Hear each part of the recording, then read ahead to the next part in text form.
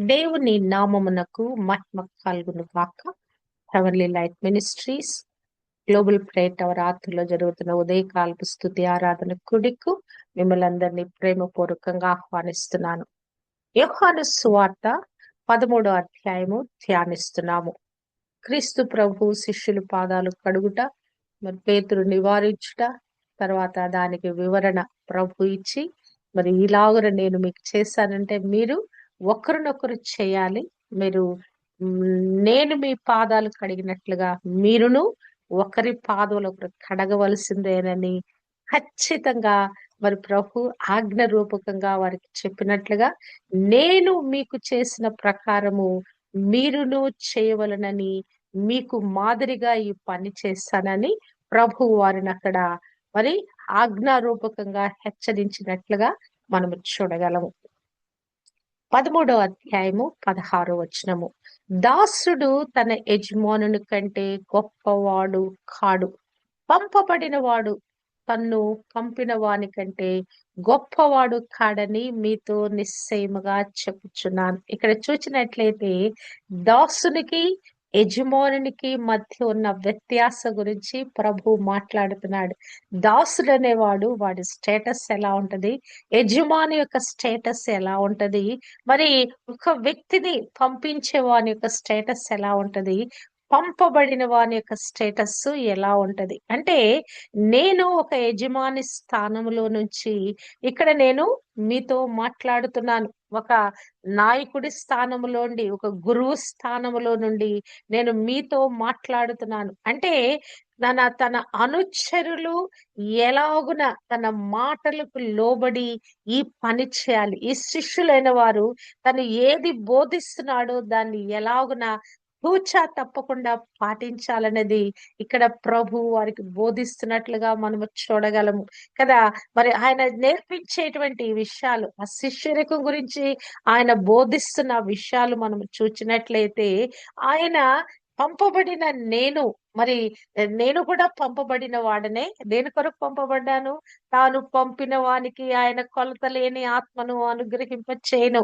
మనం ధ్యానించాం 3వ అధ్యాయంలో. ఇక్కడ ప్రభు అంటున్నాడు, పంపబడిన వాడు మరి మరి ఆ యొక్క పంపిన వాని కంటే గొప్పవాడు కాడు, దాసుడు యజమానుని కంటే గొప్పవాడు కాడు. అంటే సాధారణంగా చాలా సార్లు ఎలా ఉంటుందంటే, మానవులకి ఎవరికి వారికి సెల్ఫ్ ప్రైడ్ అనేది ఉంటదండి. ఇది అసలు కొన్నిసార్లు ఈ లోకంలోకి దేనికి వచ్చామో, లేకుంటే ఒక చోట పని చేసేటప్పుడు ఆ పని చేసే దగ్గర వారి యొక్క విధి విధానాలు, మరి దేని కొరకు వారు నియమించబడ్డారు, ఇవన్నీ కొన్నిసార్లు మర్చిపోతారు. వారి వారి సెల్ఫ్ ప్రైడ్ లో నుంచి చాలా తాము గొప్పలు చేసుకోవటానికి ప్రయత్నిస్తారు. సాధారణంగా ఆఫీసులో మరి చాలా పెద్ద ఆఫీసర్ ఉన్నాడు అనుకోండి, ప్యూన్ అనేవాడికి అసలు ఎంత పెద్ద ఆఫీసర్ దగ్గర పని చేస్తూ అంటే ఆ ప్యూన్‌కి అసలు ఎంత ప్రైడ్ ఉంటదో చెప్పొద్దు. ఒక ఫైలు మరి ఆ యొక్క మా పెద్ద సార్ దగ్గరికి వెళ్ళాలంటే ఇతని యొక్క రికమెండేషన్‌తో ఆ లోపలికెళ్ళే పరిస్థితి ఉంటది. వెళ్ళేసి అయ్యా నేనొచ్చానని చెప్పు, కొంచెం సార్ దగ్గరికి చెప్పు అంటే గనక, లేదు లేదు మా సార్‌కి అసలు టైం కుదరదండి. అసలు మీలాంటి వాళ్ళకి అసలు ఆయన అసలు టైమే ఇవ్వడండి. అంటే ఇతనే ఆఫీసర్‌గా బిహేవ్ చేస్తాడు. ఆ సెల్ఫ్ ప్రైడ్ అనేది అతన్ని ఎంతగా మరి అదంత గర్వంతోటి మాట్లాడేట్లు చేస్తుంటే, వచ్చిన అతను కూడా ఆయన కూడా ఒక స్టేటస్‌లో ఉన్నవాడే. ఒక ఆఫీసర్ స్టేటస్‌లో ఉన్నవాడే. కాపోతే ఆ పెద్దాయన చాలా పెద్ద స్టేటస్‌లో ఉన్నవాడు. వచ్చిన ఆయన మరొక స్టేటస్‌లో కొంచెం కింద స్థాయి ఉన్నవాడు. ఇక్కడ ప్యూన్ అనేవాడు లీస్ట్ స్థాయిలో ఉన్నవాడు కూడా ఎలా బిహేవ్ చేస్తాడంటే, వచ్చిన ఆయనని గూడా అసలు ఏమాత్రం గూడా లక్ష్య పెట్టకుండా తన యొక్క పోస్టు అక్కడ ఇవ్వబడినటువంటి ఆ యొక్క మరి ఆ పెద్ద ఆఫీసర్‌ని బట్టి అతనికి కలిగిన అతిశయాన్ని ఇక్కడ ప్రదర్శిస్తున్నట్లుగా చూడగలము. మానవుని యొక్క మరి నిజ జీవన శైలి ఇలానే ఉంటదండి. మరి ఎవరికి వారు తాము గొప్ప చేసుకోవటానికి, తమ గొప్పలు చెప్పుకోవటానికి ఉంటారు. ఏదన్నా ఒక సందర్భంలో ఎక్కడైనా మన ఒక మీటింగ్‌కి పిలిచారు. ఆ మీటింగ్ కూడా మరి పిలిచినప్పుడు ఆ మీటింగ్‌లో కొద్దిమంది దైవజనుల్ని గ్రీటింగ్స్ చెప్పమని చెప్తే, అసలు వాళ్ళు పిలిచిన సందర్భం ఏంటి? వాళ్ళని దేని కొరకు ఆ గ్రీటింగ్స్ చెప్పమంటున్నారని మర్చిపోయి ప్రతి ఒక్కరు గూడా తాము బోస్ట్ చేసుకుంటున్నారు. వారి పరిచర్య ఎలా ఉంది? వారిని దేవుడు ఎట్లా పిలిచాడు? దేవుడు వారి కాలింగ్ ఏంటి? వారి దేవుడు ఎట్లా వాళ్ళు వాడుకుంటున్నారు? అసలు పిలిచిన సందర్భం ఏంటి? నువ్వు మాట్లాడాల్సిన విషయం ఏంటి? కదా! అసలు చాలా మందికి అసలిది తోయదండి. అసలు ఈ దేని కొరకు మనం పిలువబడ్డాము? దేని కొరకు అక్కడ నిలబడ్డాము? ఆ సందర్భం ఏంటి? మరి వాళ్ళు చెప్పవలసిన మాటలేంటనేది చాలా మంది అసలు 90% పీపుల్ అసలు అవగాహన లేకుండా మాట్లాడారండి. నాకు చాలా ఆశ్చర్యమైంది. అరే! వీళ్ళని పిలిపించి పుల్‌పీట్ ఎక్కించి వీళ్ళ గురించి వీళ్ళను మనకి గ్రీటింగ్స్ చెప్పమని చెప్పారు. ఏంటి మాకిచ్చేటువంటి ఆ గ్రీటింగ్స్ మమ్మల్ని బలపరుస్తూ మమ్ములను లేకుంటే ప్రోత్సాహపరుస్తూ మమ్ముల గురించి మాట్లాడే మాటలేంటి కదా! ఎంత సమయం దాదాపు గంట సమయము 5, 6 దైవజనులు మాట్లాడారు. దే బోస్ట్ దెమ్‌సెల్వ్స్ వాళ్ళ గురించి వాళ్ళ పరిచర్యలు ఎలా ఉన్నాయి, వాళ్ళ దగ్గర ఎలా కార్యాలు జరుగుతున్నాయి, ఇవన్నీ చెప్పటానికి ఇది కాదు గదా స్థలము. అందుకే ఇక్కడ ప్రభు అంటున్నాడు, దాసుడు లేకుంటే పంపబడిన వాడు, ఒక పని మీద పిలువబడిన వాడు ఆ స్పృహ కలిగి ఉండాలి. ఏ పని మనకు అప్పచెప్పబడిందో దానిని మనం తూచా తప్పకుండా పాటించాలి గాని, పైవాడిని పోల్చుకొని, మనలో లేని వాటిని ఆపాదించుకొని మనం మాట్లాడకూడదు. అసందర్భానుసారంగా మనం మాట్లాడకూడదు. ఏ పని నిమిత్తం మనం పంపబడ్డామో, ప్రభు నిజంగా అసలు తను పంపబడిన విషయాన్ని అసలు ఎన్నడూ గూడా విస్మరించలేదండి. ఆయన మాటల్లో ఎన్ని సందర్భాల్లో మాట్లాడినా గూడా, నేను ఫలానందుకు నేను పంపబడ్డాను. తండ్రి చేత నేను పంపబడ్డాను. ఇదిగో ఈ పని మీద నేనొచ్చాను. నేను మనుష్య కుమారుడుగా వచ్చాను. మరి ఈ విధంగా మీ మధ్య నేను కార్యాలు చేస్తున్నాను. నన్ను పంపిన తండ్రిదే. మరి గొప్పతనం గాని నాది కాదు. మరి కేవలం నేను ఆయన పని చేయటానికి వచ్చాను. ఆయన రిజెంబుల్ చేయటానికి వచ్చాను కదా! ఈ స్పృహ ఒక పనిలో ఒక ఉద్యోగంలో ఒక చోట మనను నిలబడినప్పుడు పంపబడిన వాడు పంపిన వాని కంటే గొప్పవాడు కాదు. ఈ దినము సేవా పరిచర్యలో ఉన్న వారందరూ కూడా ఇది గమనించవలసిన విషయమండి. దేని నిమిత్తం మనం పంపబడ్డామో దాన్ని ఖచ్చితంగా మనం గుర్తెరిగిన వారమై దాని ప్రకారంగా మనము బద్దులమై ఉన్నాం.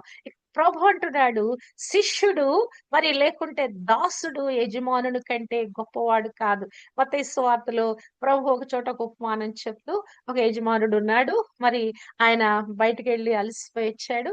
దాసుడొచ్చాడు. దాసుడొచ్చిన తర్వాత అతనికి కావాల్సినంత పరిచర్య చేశాడు. పరిచర్య చేసిన తర్వాత మరి ఇక దాసుడు తాను ఫీల్ అయిపోతా ఉంటాడు. ఏమని ఇదిగో యజమానుడికి నేనెంత పని చేశాను గదా! అని చాలా తాను మరి లోపల లోపల ఉప్పొంగిపోతా ఉంటాడు. అప్పుడు యజమానుడు అతనేమన్నా మెచ్చుకుంటాడా? ఏం మెచ్చుకుంటాడు? అతను చేయవలసిన పనే చేశాడు. అంతవరకి యజమానునికి ఏమేమి పరిచర్య చేయాలో అది మాత్రమే చేసాడు. అతనికి అంతకంటే ఎక్కువేం చేయలా. దాని కొరకు ఇంత పని చేశాను గదా! అంత పని చేశాను కదా! అనుకోటానికి వీలు లేదు కదా! ఒక మాట మరి సేవకులైన వారందరికి కూడా చేయబడిన హెచ్చరిక ఏంటంటే, మేము చేయవలసినదే మేము చేసి ఉన్నాము. కేవలము నిష్ప్రయోజకులమై ఉన్నాము. కేవలము కదా! పంపబడిన వారము, ఒక పనికి నియమించబడిన వారము, దాసులుగా, సేవకులుగా ప్రభుని సేవించటానికి, ప్రభుని రిఫ్లెక్ట్ చేయటానికి, ప్రభుని రిసెంబుల్ చేయటానికి, ప్రభు ఏమై ఉన్నాడో ఈ యొక్క ప్రపంచానికి బయలుపరచటానికి ప్రతి మాటలో, ప్రతి ప్రవర్తనలో, ప్రతి బోధలో, ప్రతి క్రియలో క్రీస్తు ఎవరు? మరి తమ మాటల ద్వారా, ప్రవర్తన ద్వారా రుజువుపరచటానికే సేవకుడు నియమించబడ్డాడు కదా! క్రీస్తును పోలి నడిచే విధానంలో దాసుడు యజమానుని కంటే గొప్పవాడు కాడు. నిజంగా ఈ యొక్క వినయ విధేయతలనేవి ఒక సేవకుడిగా పొందుకోవాల్సిన లక్షణమండి. నిజంగానే ప్రభు ఆ ఫిలిప్పీలో రాయబడిన మాట, ఆయన దాసుని స్వరూపము ధరించుకొని ఒక దీనుడుగా, ఒక రిక్తుడుగా మరి పరలోక భాగ్యము విడిచిపెట్టి భూమి మీదకి నరావతారిగా వచ్చాడంటే నిజమైన సేవకుడుగా ఆయన తన్ను తాను మరి అక్షరాల వారి ముందు కన్నులారా కనపరుచుకుంటున్నాడు. వారికి మాదిరి చూపిస్తా ఉన్నాడు. ఆ పాదములు కడిగి కూడా దాసుని యొక్క గుణలక్షణాలు, దాసుని యొక్క జీవిత విధానము ఎలాగుండాలో మరి ఇక్కడ వారికి నేర్పిస్తున్నాడు. ఇవన్నీ కూడా మీరు నేర్చుకోవాలి. నా మాదిరిలో మీరు నడవాలి. మరి మీరు పంపబడినటువంటి మీరు ఏదే పని నిమిత్తమైతే నియమించబడిన మీరు మీ చేత నియమించబడిన వానికంటే గొప్పవారు కారు మీరు. నా శిష్యులుగా ఉన్నారు మీరు.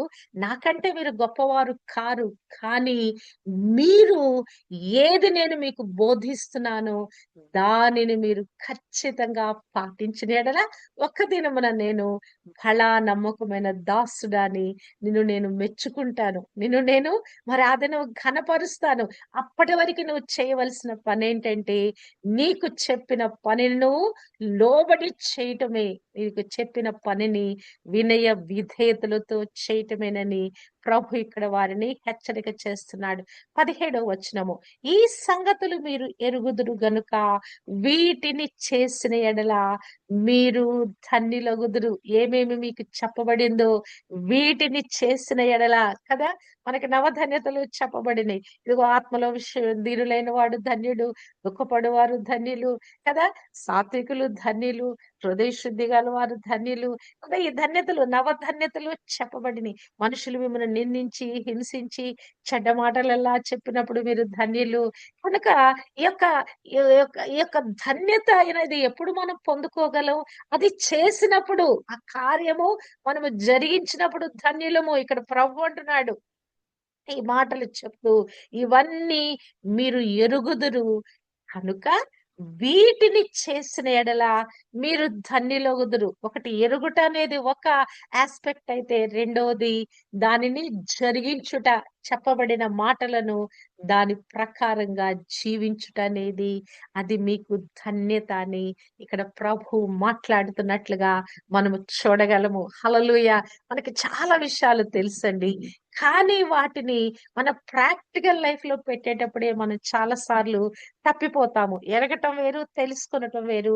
తెలుసుకున్న దాన్ని ఆచరణలో పెట్టడం వేరు. ఇక్కడ ప్రభువు ఇక్కడ క్రియాపూర్వకంగా ఆ యొక్క తన మాదిరిని చూపిస్తున్నాడు. వారికి ఒట్టిగా బోధ చేసేసి వారిని వదిలిపెట్టేయలేదు. వారు ఎలా ప్రవర్తించాలో ఆ ప్రవర్తించవలసిన తీరును కూడా వాళ్ళకి నేర్పిస్తున్నాడు ప్రభు. ఇదిగో మీరు అలా జీవించండి, ఇదిగో ఇలా ఉండాలి మీరు, ఇదిగో ఇలాగున ప్రవర్తించాలి. లోకంలోకి వెళ్ళినప్పుడు కూడా మీకు శ్రమ కలుగుద్ది, అయినను మీరు ధైర్యం తెచ్చుకోండి. ఇక రకరకాల మాటలతో ప్రభు వారిని హెచ్చరిక చేస్తున్నాడు. వారు ఉండవలసిన విధానాన్ని బోధిస్తున్నాడు. ఒక దాసుని రూపంలోకి, ఆ యజమానుడికి దాసుడు అంటే కంప్లీట్ గా అతనికి వశపరచబడిన వాడండి. ఇక అతనికంటూ ఇంకేమి ఆలోచన ఉండకూడదు. డూ అంటే డూ, సిట్ అంటే సిట్, స్టాండ్ అంటే స్టాండ్. అది దాసత్వం అంటే. యజమానుడు దాసునికి మధ్య ఉన్న అనుబంధము. చెప్పినది చెప్పినట్లుగా చేయువాడు దాసుడు. సేవకుడు ఏది ప్రభు బోధిస్తున్నాడో దానిని పొందుకొని దానిని ప్రకటించువాడు సేవకుడు. ఈ ఉదయకాలము మనము వాక్యం చెప్పుకుంటున్నాము, వాక్యము బోధించుకుంటున్నామంటే చెప్పే నా మాటలు కాదవి, ప్రభు యొక్క మాటలు. కేవలం నేను ఒక మీడియాని, నేను ఒక మాధ్యమాన్ని, ఆయనకి మరి ఈ బోధ చేస్తుంటుండగా వింటున్న వారికి మధ్యవర్తిని మాత్రమే నేను. ప్రభు ఏమై ఉన్నాడో ఆయన నాకు ఇచ్చినటువంటి ఆ జ్ఞాన సముపార్జనలో నుంచి ఆయనను అర్థం చేసుకొని ఆయనను పోలి నడవటానికి, ఆయన చెప్పిన బోధను ఎరిగిన దానిని మీకు బయలుపరచటానికి నియమించబడిన ఒక వ్యక్తినై ఉన్నాను. అంతేగాని ఇక నేను ప్రభు కంటే గొప్పదాన్ని కాదు. ఆ యొక్క మరి అద్భుతకరుడైన, మహిమాన్వితుడైన, ఆ సర్వశక్తిమంతుడైన ఆ క్రీస్తు ప్రభుని మరి ఎలాగున ఆయన తన్ను తాను అభివర్ణించుకుంటున్నాడో కదా. ఆయన రకరకాలుగా చెప్పుకుంటాడు. నేనే నేనే అని చెప్తూ, నేను గొర్రెల కాపరన్నాడు, నేను ద్వారం అన్నాడు, నేను మార్గం అన్నాడు, నేను వెలుగన్నాడు, నేను జీవం అన్నాడు. నేనే నేనే నేనే అని చెప్పిన ఆ ప్రభుని అర్థం చేసుకొని ఆయన ఏమై ఉన్నాడో ఎరిగి దానిని పొందుకొని దానిని ప్రకటించుట సేవకుని యొక్క బాధ్యత. యాకోబు పత్రిక 1 అధ్యాయము 22 వచనములో రాయబడిన మాట, మీరు వినువారు మాత్రమై ఉండి మిమ్మును మీరు మోసపుచ్చుకొనకుండా. హల్లెలూయా! కేవలం వినుట ద్వారా అది ప్రయోజనంగా కలగదండి. కేవలము మీరు వినువారు మాత్రమై ఉండి మిమ్మును మీరు మోసపుచ్చుకొనకుండా వాక్య ప్రకారము ప్రవర్తించువారునై ఉండుడి. ఇక్కడ ప్రభువు వాళ్ళని ప్రాక్టికల్స్ కొరకు సిద్ధపరుస్తున్నాడు. ఏమేమి నా బోధలు విన్నారో మీరు కదా! ప్రభు వాళ్ళకి ఎంతగా అసలు మరి ఒలిచి పెట్టినట్లుగా మరి ఆయన అనేక ఉపమానాలు వారికి విడమర్చి బోధిస్తాడు. బయట జన సమూహంతో ఆయన గంభీరంగా ప్రసంగాలు చేశాడు గానీ, ఇంటికొచ్చిన తర్వాత వాళ్ళు మరలా దాన్ని, అయ్యా! ఇది ఎలాగున ఇలా చెప్పావు గదా! దీని అర్థం ఏమైయుండొచ్చు? ఈ ఉపమాన భావం ఏమైయుండొచ్చినప్పుడు అని వారిని ప్రభువుని అడిగినప్పుడు ఆయన వారికి విశదీకరించాడు. ఇదిగో దీని భావం ఇది, దీని అర్థం ఇది. ఇగో దీని ప్రకారంగా ఇలా మీరు జీవించాలి. ఇలాగున మీరు అనుసరించాలి. ఇలాగున మీరు గైకొనాలని ప్రభు వారికి అనేకమైన ఉపమానాల యొక్క ఆ భావాన్ని మరి ఆయన చక్కగా వారికి వివరించాడు. వారికి అర్థమయ్యే రీతిలో ఆ సింపుల్ భాషలో ఆయన వారితో సంభాషించాడు. వారికి బోధించాడు. మరిక్కడ అనేకమైన మాటలు విన్న వారు, వినువారు మాత్రమై ఉండి మిమ్మును మీరు మోసపుచ్చుకొనకుండా వాక్య ప్రకారము నేను బోధించిన ప్రకారము ప్రవర్తించువారై ఉండాలి. నేను మీ ఎదుట మాదిరి పెట్టాను. ఈ మాదిరిలో మీరు నడవాలి. మీరు కేవలము దాసులై ఉన్నారు, సేవకులై ఉన్నారు. నాకంటే గొప్పవారు కారు మీరు. అయినను కూడా మరి నేను తగ్గించుకొని మీ పాదాలు కడిగానంటే మీరు ఒకరినొకరు అట్టి విధంగా ట్రీట్ చేయటానికి నేను మీ పాదాలు కడిగాను. మరి ఇట్టి విధంగా మీరు మరి ఈ విషయాలన్నీ ఎరిగిన ఒకటి ఎరిగి వాటి ప్రకారముగా మీరు చేసిన ఎడల మీరు ధన్యులు అని ఇక్కడ ప్రభు చెప్తున్నట్లుగా మనము చూడగలం. అంటే చాలా సార్లు మనం ఏం చేస్తామంటే దేవునిని ఏదో ఒక విధంగా మెప్పించాలని, లేకుంటే ప్రభు కొరకు ఏదో చాలా గొప్ప కార్యాలు చేశామని మనల్ని మనం పోస్ట్ చేసుకుంటాం. అందుకే ఆ యొక్క కొండ మీద ప్రసంగంలో ప్రభు అసలు అక్కడ ఉన్నటువంటి జన సమూహంతో, బోధకులుగా ఉన్న వారితో కదా, ఆ ఆ సంత వీధుల్లో నిలిచి తాము బోస్ట్ చేసుకుంటున్న వారితో ఈ మాటలు మాట్లాడుతున్నాడు. ప్రభువా ప్రభువా నన్ను పిలిచే ప్రతివాడు పరలోకంలో రాజ్యంలో చేరడయ్యా. నా తండ్రి చిత్త ప్రకారం మాత్రం చేయవాడే ప్రవేశిస్తాడు. ఆ దినమందు అనేకులు నన్ను చూచి, అయ్యా నీ నామంలో దయ్యాలు వెళ్ళగొట్టలేదా? అది చేయలేదా? ఇది చేయలేదా? అని చాలా విధాలుగా చెప్తారు వాళ్ళు. మరి మరి వారిని నేను ఎన్నడూ ఎరగనని చెప్తాను. ఎందుకు? నేను చెప్పింది చెప్పినట్లుగా వాళ్ళు చేయలా. వారేదో పెట్టుకున్నారు. దాని ప్రకారంగా వారు చేసుకుంటూ వెళ్లారు. సేవకుడు అనేవాడు మరి యజమానుని యొక్క ఆలోచనను, యజమానుని యొక్క మాటను తూచా తప్పకుండా చేసేవాడే కానీ, అది దాటి దానికేదన్నా యాడ్ చేసి, చెప్పిన దాంట్లో ఏదన్నా తీసివేసి చేసేవాడు సేవకుడు కాదు. దాసుడు కాదు. అంటే ఈ దాసుడు, సేవకుడనే వాని మీద యజమానునికి సర్వ హక్కులున్నాయండి. ఎవరైనా ఒక జాబ్‌లో జాయిన్ అయితే అతనికి ఏం గవర్నమెంట్ జాబ్ అయితే గవర్నమెంట్ సర్వెంట్ అనేటువంటి ఆ యొక్క ఆ మాట వారి పక్షాన పలకొండ. He is a servant to government. మరి 24/7 వారు అపాయింట్ చేయబడి రిటైర్ అయ్యేంత వరకు కూడా ఆ యొక్క గవర్నమెంట్‌ని, ఆ యొక్క గవర్నమెంట్ ప్రతినిధిగా ఆ యొక్క పని, ఆ సేవ చేయటానికి అతనక్కడ నియమించబడ్డాడు. అంటే మరి ఒకవేళ నా యొక్క ఉద్యోగ బాధ్యతలయిపోయినియి. 5:30 తర్వాత 6 గంటల తర్వాత బయటకొచ్చాడంటే కూడా కాదండి. గవర్నమెంట్ సర్వెంట్ అంటే ఇంటి దగ్గర ఉన్నా కూడా అతను గవర్నమెంట్ సర్వెంటే. ఏక సమయంలో ఎమర్జెన్సీ సమయం వచ్చినప్పుడు వారు పిలుస్తారు. పిలిచి ఇదిగో ఈ విధులు, ఈ బాధ్యతలను అప్పచెప్తారు. ఎలక్షన్ అప్పుడు వారికి కొన్ని విధులు వేస్తారు. అయ్యో! మా డ్యూటీ కాదండి. ఇది చేయకుండా ఉండటానికి వీలు లేదు. ఇంకా రకరకాల యొక్క నేచురల్ కలామిటీస్ అయినప్పుడు వారి రెస్క్యూ కొరకు వారి సపోర్ట్ తీసుకుంటారు. ఉద్యోగస్తులు కొంతమందిని అపాయింట్ చేస్తారు కొన్నిటి మీద. అంటే ఏంటి? 24/7 దాని కొరకు నియమించబడ్డారు. వారు ఒక గవర్నమెంట్ సర్వెంట్ గా, మరి క్రీస్తు యొక్క సర్వెంట్స్ గా మనమేమై ఉన్నాము కదా! ఒక గవర్నమెంట్ సర్వెంట్ ఈ లోకంలోని బట్టి ఒక పని చేయటానికి నియమించిన వాడే మరి అట్టి విధంగా బాధ్యత తీసుకొనవలసి ఉంటుండగా, మరి మరి దేవాది దేవునికి మరి నియమించబడిన సేవకులు, దాసులమైన మనము ఎలాగున ఉండాలి, ఎలాగున ఆయన కొరకు మనము జీవించాలి. ప్రభు అంటున్నాడు, ఆయన నన్ను మరి పేరు పెట్టి ప్రభువా ప్రభు అని ఒట్టిగా పైపైన పలికేవాడు కాదు. నా తండ్రి చిత్తము చొప్పున జరిగించువాడు. ఏది బయలుపరచబడుతుందో, ఏది నేను చెప్తున్నానో దాని ప్రకారంగా చేయండి. మీ ఇష్టానుసారంగా మీరేమేమో చేసి ఇదిగో దేవుని సేవ చేసామంటే కాదు. దేని నిమిత్తం నువ్వు పంపబడ్డావో, దేని నిమిత్తము నువ్వు నియమించబడ్డావో దానిని నువ్వు చేయాలి. అప్పుడు నువ్వు ధన్యుడు అని చెప్తా ఉన్నాడు. నిజంగానే మనం చూచినట్లయితే దేవుడికి క్రియలు కావాలండి. మాటలు అవసరం లేదు కదా! దేవుడు చెప్పింది మనం చెప్పినట్లుగా చేయటానికి మనం క్రియలు కావాలి. మన యొక్క విశ్వాసాన్ని దాన్ని ఎలా మనం రుజువుపరుచుకోగలం? మన క్రియలోనే. నాకు చాలా భక్తి ఉందంటే ఆ భక్తికి తగినట్లుగా వాక్యం చదువుకోవాలి, ప్రార్థనా సమయాన్ని పాటించాలి. ఆ భక్తి జీవితానికి తగిన ఆ యొక్క మరి ఆ యొక్క దానికి సంబంధించిన దాన్ని మనం ఎగ్జాంపుల్ చూపించాలి. అది అనుదిన జీవితంలో ప్రాక్టికల్ లైఫ్ లో మనం చూపించాలి. మరి ఇక్కడ మరి ప్రభుని ప్రభు కొరకైన సేవకులు, దాసులం అంటే ఎల్లప్పుడూ కూడా ఆయనను పోలి, ఆయన ప్రకటిస్తూ మరి ఆయన ఆయన కొరకు మనం జీవించేవారు ఉండాలని ఇక్కడ ప్రభు మాట్లాడుతున్నట్లుగా మనం చూడగలము. అంటే క్రియాపూర్వకంగా లోబడేవాడు సేవకుడు. చెప్పింది చెప్పినట్లుగా చేసేవాడు సేవకుడు.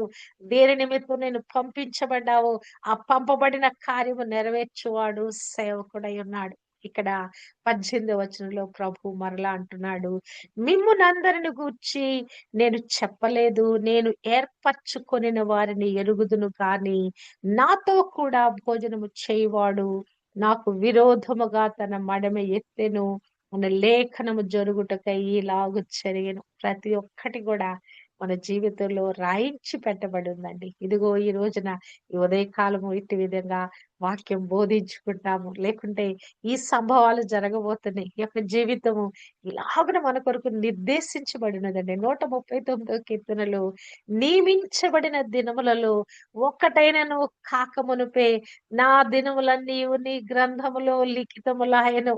ఇంక నువ్వు పుట్టక ముందే తల్లి గర్భంలో మరి ఆ రూపుదిద్దుకున్నప్పుడే మన జీవితం యావత్తు కూడా ప్రభు నిర్ణయించి పెట్టాడండి. ఇక్కడ నేను ఏర్పరచుకున్నాను, మిమ్మల్ని అందరినీ ఏర్పరచుకున్నాను.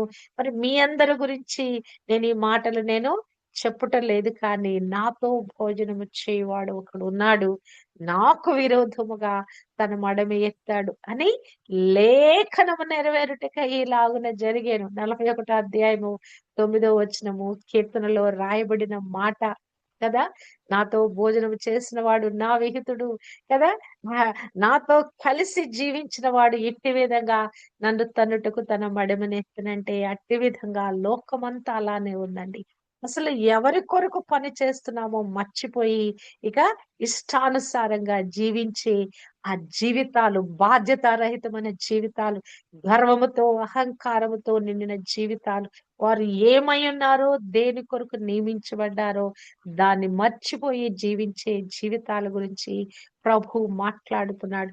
విశ్వాస పాత్రులైన శిష్యులకు ఆయన ప్రణాళికలో ఉన్న ఆ యొక్క సురక్షితమైన స్థానం గురించి మాట్లాడుతున్నాడు దేవుడు. అంతేకాదు మరి వారిని ఎన్నుకున్నప్పుడు తనకు గొప్ప దైవిక జ్ఞానంతో మరి వారిని ఎన్నుకోవటమే కాదు, మరి వారిని మరి ఏర్పరచుకోవటమే కాదు, మరి వారు ఏమై ఉన్నారో ఎరుగుటే కాదు, మరి ఇక్కడ ప్రభువు మరి జరగబోయే సంభవాలను కూడా చూచి మాట్లాడుతున్నాడు కదా! ప్రభువుకి ఏమీ తెలియకుండా ఉంటదండి. కదా! ఆయన సమస్తము సృష్టికర్త ఆయన. మన టాప్ టు బాటమ్ ఆయనకి తెలుసు. మన ముందు జీవితం గూడా, భవిష్యత్తు గూడా ఎలా ఉంటదో ఆయనకి తెలుసు. కనుక మరి మిమ్మల్ని గురించి నేను మాట్లాడటం లేదు కానీ, ఏర్పరచుకున్న మిమ్మల్ని గురించి నేను మాట్లాడటం లేదు కానీ, నాకు విరోధముగా మరి మడమనెత్తిన ఆ వ్యక్తి గురించి నేను మాట్లాడుతున్నాను. ఆల్రెడీ లేఖనం అతని గురించి రాయబడింది. అతని గురించి రాయించి ఉంది లేఖనములో. ఆల్రెడీ మరి రాసి పెట్టబడి ఉన్నది.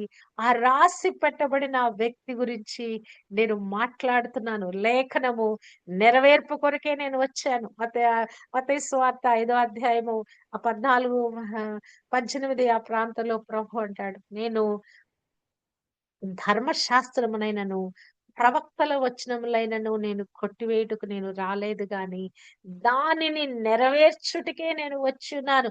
నేనొచ్చిన పనేంటి? ఆ ధర్మశాస్త్రం అంతా నెరవేర్చడానికి నేనొచ్చాను. ఆ మాటలు నేను తీసివేయటానికి రాలా. ఆ ధర్మశాస్త్రాన్ని నేను కొట్టివేయటానికి నేను రాలా. ధర్మశాస్త్రాన్ని నేను నెరవేర్చుటకు నేను వచ్చి ఉన్నాను. మరిక్కడ యొక్క రాయబడిన ఈ మాట లేఖనము నెరవేరునట్లుగా ఇట్టి విధంగా ఈ కార్యము జరుగుతుందని గూడా మరి ఇక్కడ ప్రభువు మాట్లాడుతున్నట్లుగా మనం చూడగలము. నా సొంత వాడు నా మీద మడమ ఎత్తాడు. హల్లెలూయా! మన సొంత వారు ద్రోహం చేస్తారు. ఎంతో అసలు ఆ గాయం తట్టుకోలేమండి. అసలు ఆ బాధ, ఆ వర్ణనాతీతమైన వ్యధ మనం తట్టుకోలేము. నమ్మక ద్రోహం ఎవరైనా చేశారనుకోండి, నిజంగా అసలు అది మనం తట్టుకోలేని పరిస్థితి ఉంటది. కానీ ఈ పరిస్థితులు మన జీవితంలో తారసపడతాయి. ఇటువంటి వ్యక్తులతో మనం ఇటువంటి యొక్క బాధ అనుభవించి తెరాల్సిన పరిస్థితి వస్తది కొన్నిసార్లు. మనం నమ్మి, ప్రేమించి, వారిని సొంత వారుగా భావించి, వారి కొరకు ప్రాణం పెట్టినట్లుగా మనం చేస్తే తిరిగి మన గుండెల్లో బాకులు గుచ్చినట్లుగా వారు చేసిపోతారు. ప్రభు అదే అనుభవం కలిగిన వాడై ఇక్కడ మాట్లాడుతున్నాడు. కానీ అతను మరి రాయబడిన విధంగా లేఖనము మరి ప్రకటించిన విధంగా, ప్రవచించిన విధంగా మరి అతను ఆ కార్యము చేస్తా ఉన్నాడు. కనుక ఈ ఉదయకాలం మనం ఒకటేం తెలుసుకోవాలంటే, మన గురించి రాయబడిన శ్రేష్టమైన వాటిని మనం చేయటానికి ప్రయత్నించాలి. ఒకవేళ దుష్టుడు ప్రేరేపించటానికి, శోధించటానికి, ట్రాక్‌లోంచి తప్పించటానికి ప్రయత్నించినా గూడా దాన్ని జయించు వారిగా మనం ఉంటే గనక ఆ యొక్క కీడులోంచి మేలులోకి, నరకంలో నుంచి నిత్యాగ్నికి తప్పించబడతాం. అతను అసలు ఆ యొక్క ధనాపేక్ష అనే దాన్ని ప్రభు దగ్గరకు వచ్చి ఉన్నప్పుడే ఆ ధనాపేక్షను అతను వదిలివేసుకొనుంటే అతని జీవితం మారేదేమో కదా! చాలా సార్లు మనం ఏం చేస్తామంటే ప్రీ ఆక్యుపైడ్ థింగ్స్ మనలో ఉంటాయండి. మన హృదయమంతా దేనితోనో నిండిపోద్ది. నిండిపోయినప్పుడు ఈ యొక్క వాక్యము మన లోపలికి పెనెట్రేట్ కావటానికి ప్రయత్నించినప్పుడు ఇది లోపల ఒక బండరాయిగా ఉంటది కదా! లోపల వాక్యం వెళ్ళకుండా రాతి నేలను పడిన ఆ విత్తనము కొన్ని రోజులు అది మొలిచినట్టే మొలిచి ఏమైపోతది ఎండిపోతుంది. అక్కడ వేరు లేదు. వేరు లోపలకు చొచ్చుకొని వెళ్ళటానికి లేదక్కడ. మన హృదయాలు గూడా కొన్ని సార్లు అవిశ్వాసము వలన మీ హృదయాలు లేకుంటే మరి మత్తు వలన తిండి మరి పోతులుగా లేకుంటే ఐహిక విచారాలనేటువంటి ఆ ధనమోసాల్లో మీరు చిక్కుకొని ఒకవేళ మీరు మందమత్తులవుతున్నారా? మీ హృదయాన్ని ఆ యొక్క రాతి హృదయాలుగా మీరు పెట్టుకుంటున్నారా? మీరు గమనించుకోండి అని గూడా ప్రభువు ఒక చోట హెచ్చరిక చేస్తా అంటే ఈ వాక్యము మన లోపలికి వెళ్ళాలంటే ఈ ప్రీ ఆక్యుపైడ్ థింగ్స్ అన్ని గూడా మనలోంచి ఎళ్ళిపోవాలండి. స్వభావ సిద్ధంగా మనలో కొన్ని అవలక్షణాలున్నాయి. ఎప్పుడైతే ఈ వాక్యము మనకు బోధించబడుతున్నప్పుడు అది మన లోపల ఒక సూటిగా రెండంచుల వాడిగల ఖడ్గంగా మన లోపలికి వెళుతున్నప్పుడు కొన్నిటిని మనము విసర్జించబద్దులమైనాం కదా! నీ గ్లాస్ అంతట్లో నీరు నిండుంది. మళ్ళా కొన్నేదో మనం పోద్దాం అంటే ఆ గ్లాస్ ఖాళీ అయితే గాని మనం పొయ్యలేం కదా! ఇది ఖాళీ చేసుకోకపోతే ఈ హృదయాన్ని మనము నీ శరీర కార్యాలతో నిండిపోయిన ఈ హృదయాన్ని మనం ఖాళీ చేసుకోకపోతే కొత్తదనంతో మనం నింపబడం. ఇక్కడ యూదా కొత్తదనంతో నింపబడటానికి ఆయన తన్ను తాను వశపరచుకోల. తను ఏదైతే మరి మొదటి నుంచి ఒక స్వభావంలో ఉన్నాడో, డబ్బు, ధనాపేక్ష, దొంగిలించుట అనే స్వభావంలో ఉన్నాడో, అదే స్వభావం కొనసాగుతున్నాడాయన. ఆ స్వభావాన్ని విడిచిపెట్టడానికి ప్రయత్నించట్ల. మనలో కూడా మరి స్వభావ సిద్ధంగా మన యొక్క మరి యొక్క బ్లడ్ జీన్స్ ని బట్టి కొన్ని లక్షణాలు లేకుంటే కొన్ని అలవాట్లు కొన్ని యొక్క మరి పద్ధతులు మనం కలిగి ఉంటాం. కానీ ఎప్పుడైతే దేవుని యొక్క వాక్యము, దేవుని వెలుగు, దేవుని తాకిడి ప్రభావం మన మీద మరి మరి పడుతుందో అప్పుడు మన లోపల ఉన్న ఈ చీకటి పటాపంచలైపోవాలి. ఇక శరీర కార్యాలన్నీ మనలో నిర్మూలమైపోవాలి. దేవుని ఆత్మ కార్యము మనలో జరగాలి. నూతనమైన ప్రక్రియ మనలో జరిగినప్పుడు ఇక రాతి హృదయాలు, బండ హృదయాలు కదా! ఈ మొండి హృదయాలన్నీ కూడా పగలగొట్టబడి మాంసపు ముద్దలుగా చేయబడినప్పుడు మాత్రమే ప్రభువు చెప్పిన మాటలను మనము లోపలికి తీసుకొనగలం. లేకుంటే లోపలికి మనం వెళ్ళం. ఇక్కడ యూదా లోపలికి కొత్తదనాన్ని తీసుకోల. ప్రభుతో ఉన్నాడంతే, పైపైన ఉన్నాడంతే, నామినల్‌గా ఉన్నాడంతే. కేవలం ప్రభుని శిష్యులు, ప్రభు యొక్క శిష్యుడుగా పరిగణించబడుతూ ఆ బెనిఫిట్స్ పొందుకుంటున్నాడే గాని, లోపల తన తనలో పరివర్తన గాని, మరి మరి ఆ యొక్క మార్చబడిన స్థితి గాని అతను పొందుకోలేదు. ట్రాన్స్‌ఫార్మేషన్ అనేది మనిషి జీవితానికి కావాలండి కదా! ఆ యొక్క మరి పిలువబడినప్పటి నుంచి ఆ యొక్క పేతురు, యోహాను లేకుంటే ఆ పిలువబడిన వారు ప్రభు ఒక్కొక్కరిని ఒక సందర్భంలో వారిని పిలుచుకున్నాడు ఆ పరిచర్యకి. వాళ్ళు ఉన్న పాటన వచ్చేసారు. మరి కొన్నిసార్లు మరి పేతురు కొన్నిసార్లు దుడుకుగా ప్రవర్తించినా గూడా కానీ ప్రభుని మరి అర్థం చేసుకోవటానికి ఆయన చాలా ప్రయత్నించాడు. యోహాను ఇప్పుడు మనం ధ్యానిస్తున్న యోహాను సువార్తికుడు కూడా ఎంతగా లోతైనటువంటి ఆ యొక్క మరి అనుబంధంలోకి వెళ్ళి ఇవన్నీ కూడా పొందుకొని మనకు బయలుపరుస్తా ఉన్నాడు కదా! మరి ఇంకా రకరకాల భక్తులు ఉన్నటువంటి ఆ శిష్యుల్లోనే మరి ప్రభుని ఎంతో అర్థం చేసుకొని వారి జీవితాలను ప్రభుకి సమర్పించుకొని మరి వారు ఏమై ఉన్నారు, ప్రభుకి శిష్యులు ఎలా ఉన్నారు అన్నది తమ యొక్క క్రియల ద్వారా, తమ జీవిత సాక్ష్యం ద్వారా ప్రపంచంలో వారు చెదిరిపోయి ప్రభు కొరకు వారు హతసాక్షులయ్యారు. హల్లెలూయా! మిమ్మును మీరు మోసపుచ్చుకొనకుండా వాక్య ప్రకారము జీవించువారైంటిరి. మీరు నన్ను ఎరుగటే కాదు, మరి ఎరిగిన దానిని మీరు ఆచరించేవారుగా ఉండాలని ప్రభు ఇక్కడ మాట్లాడుతున్నాడు. మిమ్మల్ని అందరిని నేను ఏర్పరచుకున్నాను. ఏర్పరచబడిన గుంపులో మీరు ఉండాలే కానీ మీరు తృణీకరించబడే గుంపులో మరి ఉండకూడదని ప్రభు ఉదయకాలం మనతో మాట్లాడుతున్నాడు. ఇవన్నీ మీరు చేస్తే గనక మీరు ధన్యులని మాట్లాడుతున్నారు. మీకు బోధించబడిన విషయాలు మీరు వాటిని చేసిన యెడల మీరు ధన్యులు. మీరు దాసుని కంటే మరి యజమానుడి కంటే దాసుడు గొప్పవాడు కాదు. పంపబడిన వానికంటే మరి పంపిన వానికంటే పంపబడిన వాడు గొప్పవాడు కాడని ప్రభు ఉదయకాలము మనతో మాట్లాడుతున్నాడు. కనుక మన ఆత్మీయ స్థితి ఏ స్టేటస్ లో ఉన్నది ఉదయకాలం మనం పరీక్షించుకుందాం. మరి పంపబడిన విధంగానే మనం మరి చేస్తున్నామా? మరి తర్వాత మరి విన్నదానిని గ్రహించిన వారిగా మరి ప్రాక్టికల్స్ లో ధన్యులుగా చేయబడుతున్నామా? మరి ప్రభు ఉదయకాలము మనం పరీక్షించుకోవటానికి ఒక సమయం మనకు అనుగ్రహింప చేస్తున్నాడు. ఎస్, మనలో మనమే పరీక్షించుకునేలా తీర్పులోనికి రాక జీవములోకి మనం దాటించబడతాం. ఈ జీవములో అనిత్య జీవములో నిరంతరం ప్రభుతో కలిసి జీవించే ఆ కృప మనందరికీ దేవుడు అనుగ్రహింప చేయను గాక. ఆమేన్.